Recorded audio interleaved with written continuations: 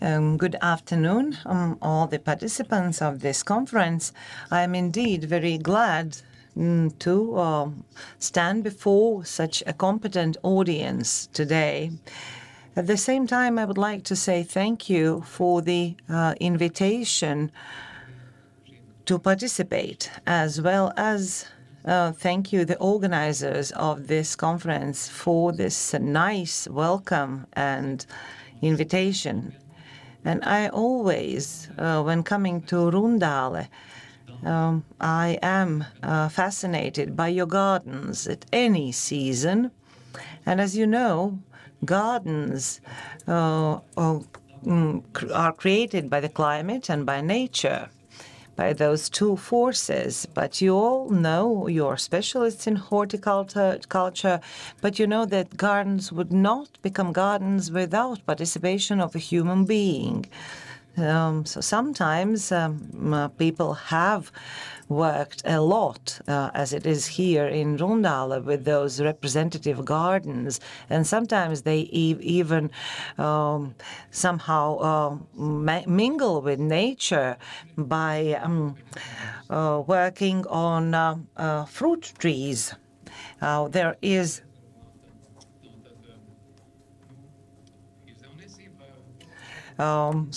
recently a book was published by a publication house, Due, and they have come up with a surprise. It is in 2 tomes, and you cannot actually open it if you don't know how to open those 2. And the Holik's book is attached here. The rest and other things are comments, are also a transcript, comment, and translation. 3 authors have worked on it. I have very little to do with this book, but I can say that this book together received the prize of Golden Apple Tree, so the best book of the year, thanks to artists of this printing house. But now on Holik and his book. Originally, it has a German name, and it is a rarity, a publishing rarity. There are only 3 copies of this book. One can be found in Uppsala University, one in Tallinn University, and the third one is in the collection of Turaida Museum Reserve. I believe that it was brought presumably from former Riga City Library, that it has been saved on the 29th of June 1941, when the former Riga City Hall building burned down, together with most of approximately 400 printed matters of the Riga City Library. However, the aforementioned copy of Holik's book is unique not only for this reason alone, but this horticultural book, published in 1684, is the first edition in the series of Holik's gardening books. And it was published in Riga, in the so-called King's Printing House, or the printing house of Johann Georg Wilken. As you know, Riga was the Swedish part of Sweden. In the following years, by 1750, at least 20 more books on horticulture were published on the basis of the first edition. But you have to take into account that all the following editions were kind of adds on by Holik. The next copy also was published in Riga. It had appendices on vegetable gardens as well as flower gardens. And finally, some additions on cooking vegetables were added to the books. Other were published in Hanover, Hamburg, Wittenberg, Kiel, Leipzig, and Frankfurt. From this, it should be concluded that until the middle of the 18th century, when Holik's gardening books were in great demand. For example, the Hieronym Ritschl, the publisher of Frankfurt, Leipzig, in the preface of 1707 edition, mentioned that the previous edition had a good outlet and there were no copies remaining in stock. Now on the content of Holik's unified gardening. The book consists of 2 parts divided in chapters, and they in turn on paragraphs. The first part tells about the installation of nurseries, tree schools, preparations of grafts, choice of grafting time for fruit trees, and various grafting techniques. In addition, Holik considers himself an innovator. Those who studied his work do not doubt that he is the inventor of 2 grafting techniques, namely copulation and stepped grafting. Then the second part talks about transplanting trees, how to make barren trees fertile, about various diseases of fruit trees, and about fighting pests, preparing grafts, and others. The book concludes with tutorial on how and when to harvest fruit. If we talk about in what sense the small Holik's book published in 1684 could be superior to other editions devoted to gardening in the late 17th century, then several parameters have to be mentioned. First, it was small, it was very handy, a pocket book, so a gardener could take this book into the garden and do his works.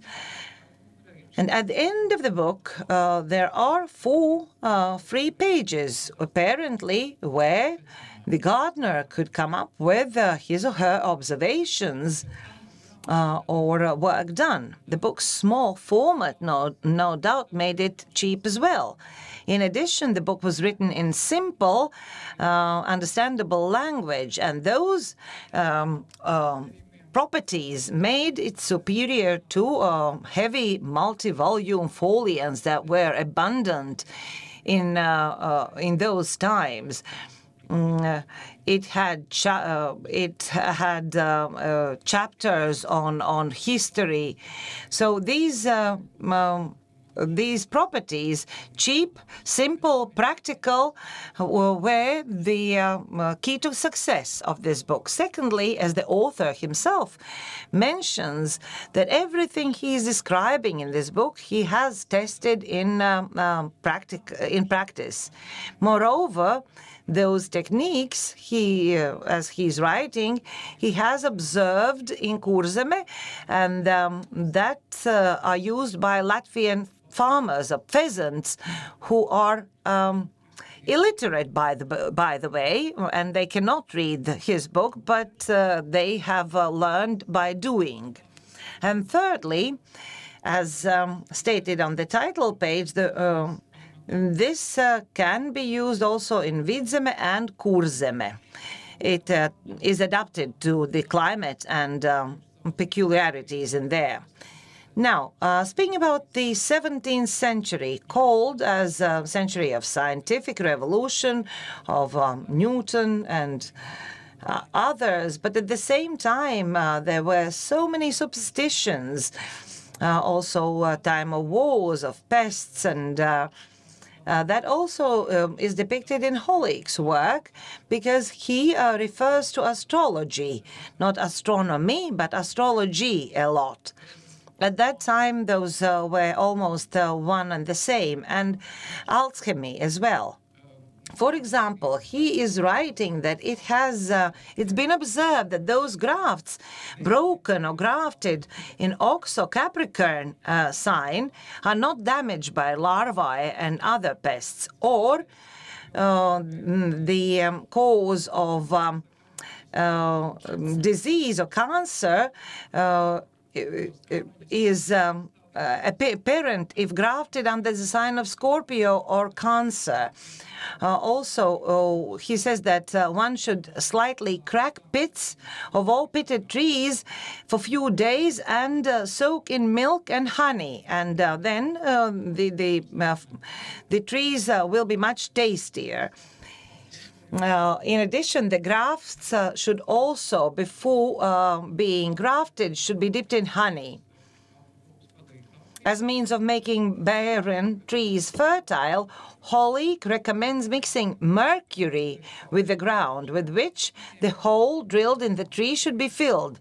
These techniques are not new. They have been already mentioned in the so-called Rural and Home Management book by Johann Kohler's work, where the one that I have mentioned, that was written on the 16th and 17th century, and chapter devoted to grafting. There are 3 chapters devoted to grafting and fruit trees. From Holik's book, the genesis of grafting techniques can be traced back to Master Gottfried's transcript from the 14th century, as well as German author's book, German authors Johann Domitzer's book, published in Wittenberg. A bit about biography of Jiří Holik. It is very interesting. You can actually read it as in very interesting science fiction, because his life had been quite turbulent. He often changed both his religious affiliation and his occupation, as well as places of residence. But he never acquired wealth or fame, although he was striving for that. Holik was born around 1635 in the vicinity of Prague, in a family of Czech Protestant family, during the tragic 30 Years' War. At the age of 10, against his will, he is converted to Catholicism, because in Czech Republic there were Moravian brothers, so Protestants, but he and some other children were, against their wills, converted to Catholicism. And then he became Catholic monk, ordinated clergyman, escaped the monastery, returned to Protestantism, unsuccessfully tried to become a Lutheran pastor in Saxony. But Marie Riantova, one scientist, writes that he was not reconfirmed Protestant during when he was being Catholic. He participated in Inquisition, but not an Inquisition against human beings, but against books, so burning books. We don't know what actually happened, but Protestants did not accept him as a priest. Then he arrived to Sweden, and by the way, he is very connected with Brethren parish, but he had never been a clergy there, as assumed before. Then he moved to Sweden and then to Riga. In addition to his work as a hobby, Holik practiced gardening, especially grafting fruit trees. It is known that he worked in Saxony, Meissen, Lausitz, and later on in Königsberg, and finally in the Duchy of Courland. That is here. In Riga, grafting of fruit trees have become his main income, working in gardens around the city, and locals have looked at him as a rival who is a successful rival. In 1684, in the printing house of Johann Georg Wilken, this book is published, although this is not the only book written by him. In 1670s, two other works of his, publicistic works, are written surging against Catholicism that was forcibly imposed in Czech Republic. Those books are called The Bloody Tears of the Czech Land, and the second work, The Papal Whip, in 1674. In the 19th of the 17th century, he stayed in northern Germany as well as Saxony and Silesia. Precise, accurate information on his last years cannot be found, and we do not know when he died.